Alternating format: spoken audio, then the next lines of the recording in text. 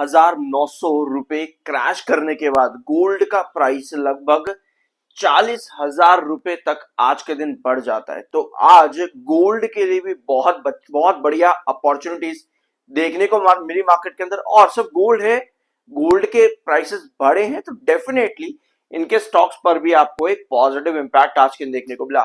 Silver भी 6% और gold आपका 2% एमसीएक्स पर। जियोपॉलिटिकल टेंशन जो आसान आज के दिन हुई है, थोड़ा सा मतलब रिजॉल्व यहाँ पर जो हुआ है सिचुएशन, उसकी वजह से गोल्ड बहुत बढ़िया काम करता देखने को मिला है। ऑल्दो ऑयल के प्राइसेस में काफी बड़ा फ्लक्चुएशन आज के दिन आया है, बट गोल्ड के ऑलमोस्ट सभी स्टॉक्स, पीसी ज्वेलर्स स्पेशली जिसके बारे में हम इस वीडियो में बात कर रहे हैं, इसके अलावा सेनको गोल्ड नाम की भी एक कंपनी है जिसके बारे में मैं आपके साथ में आप लोगों के साथ लगभग आज से 1 साल पहले डिस्कस किया था। ये कंपनी भी काफी बढ़िया है, इसको जरूर जाकर के चेकआउट करना। इसके सारे फंडामेंटल्स और फाइनेंशियल जरूर रीड करना और सारे रेशियोज जिस तरह से मैं आप लोगों को बताता हूँ। सेनको गोल्ड जरूर जाकर के इसको चेकआउट करना, काफी बढ़िया कंपनी भी परफॉर्म करती है गोल्ड के रेट्स के अकॉर्डिंग। अब पीसी ज्वेलर्स में ना ये वाला डाटा समझना बहुत ज्यादा जरूरी है। ऑल्दो कल के दिन जो हमने पीसी ज्वेलर्स का वीडियो लिया था उसमें हम लोगों ने डिस्कस किया था कंपनी के बारे में। यहां पर देखना, कंपनी ने जितनी भी अपडेट दी अपनी Q4 के डाटा को लेकर के, जैसे कंपनी का रेवेन्यू 32% एनुअल बेसिस पर इंक्रीज कर रहा है Q4 के डाटा में। अगर आप यहां पर देखोगे आप लोगों को नजर आएगा, हमने कल ही डिस्कस किया है सब चीजों को, तो मैं ज्यादा डिटेल में नहीं जाऊंगा, बस थोड़ा सा आपको एक ग्लिम्स दे रहा हूं। कंपनी ने बताया कि Q4 में कंपनी का रेवेन्यू जो है वो 32% तक ग्रो कर रहा है, यानी ग्रोथ, रेवेन्यू ग्रोथ परसेंटेज 32% पर आया है। और अगर आप फाइनेंशियल ईयर पे कंपेयर करोगे तो कंपनी का पिछले फाइनेंशियल ईयर के कंपैरिजन में रेवेन्यू 49% ग्रो करा है और कंपनी ने अपना डेट जो है 23% पर लेकर के आए, जो कि बहुत बढ़िया डाटा है कंपनी का। ये चीज हम लोगों ने कल भी डिस्कस करी थी, बट जो एक्सपेक्टेशन रहती है ना वो शायद इससे थोड़ी सी ज्यादा थी। हम लोगों ने कल बताया था कि एक्सपेक्टेशन यहाँ पर और अच्छी होनी चाहिए थी, जो कंपनी ने दिया ये डाटा और अच्छा होना चाहिए था, बट क्योंकि अभी रिजल्ट्स नहीं आए तो ये फाइनल डाटा नहीं है, ये सिर्फ एक तरह से आप कह सकते हो कि ये कंपनी का प्रीव्यू है। ऑल्दो इसके आसपास ही कंपनी के रिजल्ट्स देखने को मिलेंगे जब कंपनी Q4 के रिजल्ट्स अनाउंस कर देगी।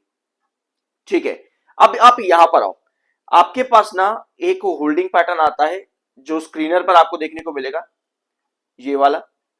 इस होल्डिंग पैटर्न में आपके पास मार्च 2026 की होल्डिंग है, जिसको हमने आज से लगभग 1 महीने पहले डिस्कस किया था, मतलब मार्च के ही महीने में ऑफ कोर्स। तो मार्च के अकॉर्डिंग आपके पास 41.09% प्रमोटर है जो कि खरीदारी में देखने को मिले। एफआईएस के पास 9.52, पब्लिक आपके डीआईएस बेचते देखने को मिले और पब्लिक ने भी बेचा, ये आपको नजर आ रहा है क्लियर कट मार्च 2026 में। लेकिन भैया मार्च में सिर्फ इतना नहीं हुआ, अगर आप मार्च की पूरी होल्डिंग देखोगे प्रॉपर तरीके से तो आप लोगों को कुछ ऐसे नजर आएगा। मार्च 23 मार्च 2026 और 28 मार्च 2026, यानी कि अकेले मार्च के महीने में 2 बार आपके होल्डिंग पैटर्न में चेंजेस आए हैं पीसी ज्वेलर्स के। जनवरी में, पहले यहां देखो, जनवरी 2026 में आपके प्रमोटर के पास 40.9% की होल्डिंग थी, जो कि 23 मार्च को सेल करता है आपका प्रमोटर और 39.8% की होल्डिंग पर आ जाता है। ठीक है, और ये वो टाइम था जब आपको शेयर में गिरावट भी देखने को मिली आप लोगों को। ठीक है, उसके बाद आपका अगला डाटा आता है जनवरी 2026 में एफआईएस 5.6% पर थे और फिर मार्च 23 2026 को हो जाते हैं 9.6% पे, यानी कि एफआईएस की बड़ी खरीदारी देखने को मिली। फिर नीचे आओ, आपके डीआईएस ने 6.3% की होल्डिंग थी जनवरी में और फिर मार्च 23 2026 में 5.7%, यानी कि सेलिंग कर दी।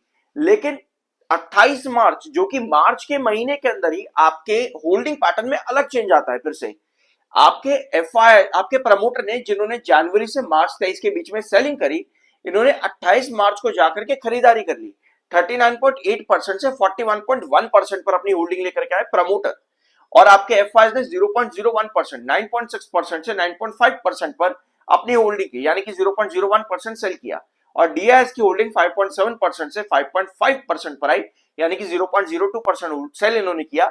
और आपके पब्लिक ने 1% की होल्डिंग सेल करी है, 44.9% से 43.9%, यानी कि सिर्फ और सिर्फ 5 दिन के अंदर कितना बड़ा चेंज प्रमोटर, एफआईएस, डीआईएस सबकी होल्डिंग में आया है।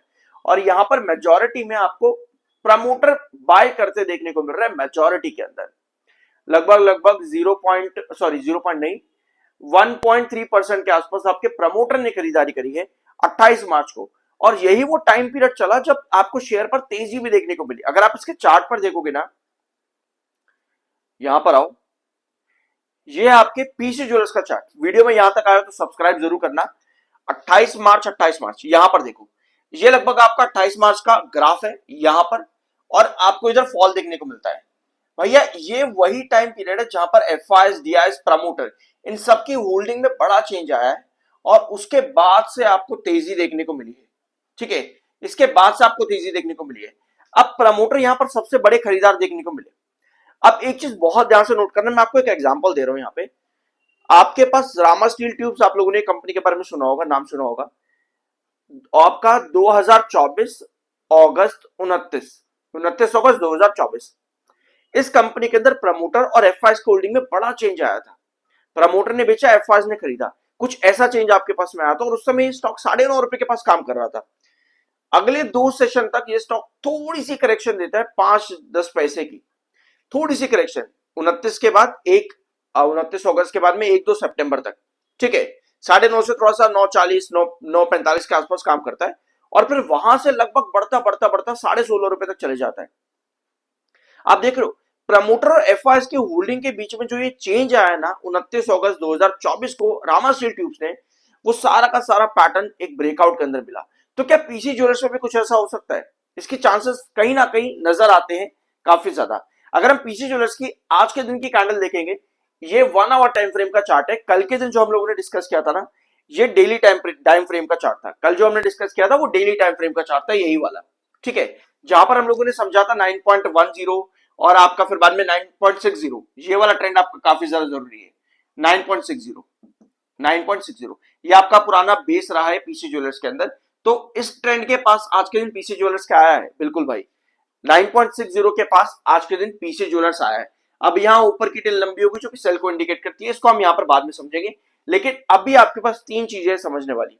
पहली चीज, ये जो आप ग्रीन लाइन देख रहे हो ना, ये 7 EMA है, और ये जो आप पिंक लाइन देख रहे हो जो 21 EMA है, और ये जो आप ब्लैक लाइन देख रहे हो 200 EMA है। 7 EMA ने 200 EMA और 21 EMA दोनों को सरपास करते हुए आज पीसी ज्वेलर्स में क्लोजिंग दी है।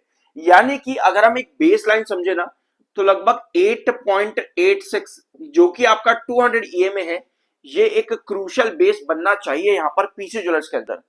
ये बनना चाहिए क्रूशल बेस यहां से नीचे, क्योंकि 200 EMA अब ऊपर आ चुका है यहाँ पे।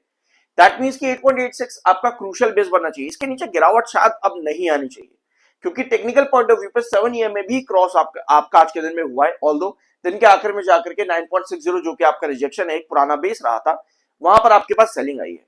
तो कल हम लोगों ने डेली टाइम फ्रेम पर चीजों को देखा था, बट अगर आप 1 आवर टाइम फ्रेम पर देखोगे, क्योंकि डेली टाइम फ्रेम पर आपका 200 EMA काफी ऊपर है और 7 EMA 21 EMA के जस्ट नीचे ट्रेड कर रहा है।